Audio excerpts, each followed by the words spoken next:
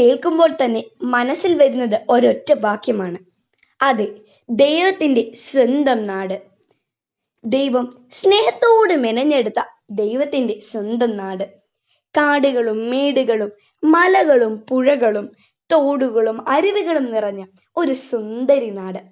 ഇന്ന് നാം കേരളപ്പിറവി ആചരിക്കുകയായി. അതായത് നമ്മുടെ കേരളത്തിന് വയസ്സ് 64. പഴമയും പുതുമയും നെഞ്ചിലേറ്റിയ ഒരു കുഞ്ഞിനാട്. ഇന്ത്യയുടെ വെള്ളി പാദസരമായി തിളങ്ങുന്ന നമ്മുടെ കൊച്ചു കേരളത്തിന് ഒരു ചരിത്രമുണ്ട്. 1947 ബ്രിട്ടീഷുകാരിൽ നിന്നും സ്വതന്ത്രമായതിനു ശേഷം ഐക്യ കേരളത്തിന് വേണ്ടിയുള്ള പ്രക്ഷോഭങ്ങൾ ശക്തിപ്പെട്ടു.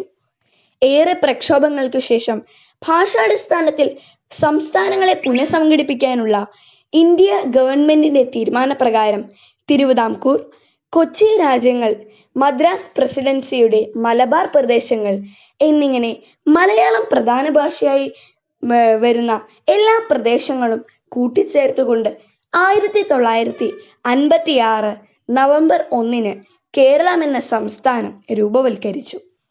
ഇതിന്റെ അടിസ്ഥാനത്തിൽ നവംബർ 1 നാം കേരളപ്പിറവി ആചരിക്കുകയായി. പണ്ട് കേരളം രൂപീകരിച്ചപ്പോൾ ആകെ 5 ജില്ലകൾ മാത്രമേ ഉണ്ടായിരുന്നുള്ളൂ. ഇപ്പോൾ അത് 14 ജില്ലകളായി വർദ്ധിച്ചു. കേരളത്തിൽ ആകെ 44 നദികളാണ് ഉള്ളത്. അതിൽ 41 എണ്ണം പടിഞ്ഞാറോട്ടും ബാക്കി 3 എണ്ണം കിഴക്കോട്ടുമാണ് ഒഴുകുന്നത്. അഭിമാനപൂരിതരാകണം നാം കേരളീയർ എന്ന നിലയിൽ. അതിലുപരി ഉയർത്തിപ്പിടിക്കണം നമ്മുടെ സംസ്കാരം. നന്ദി.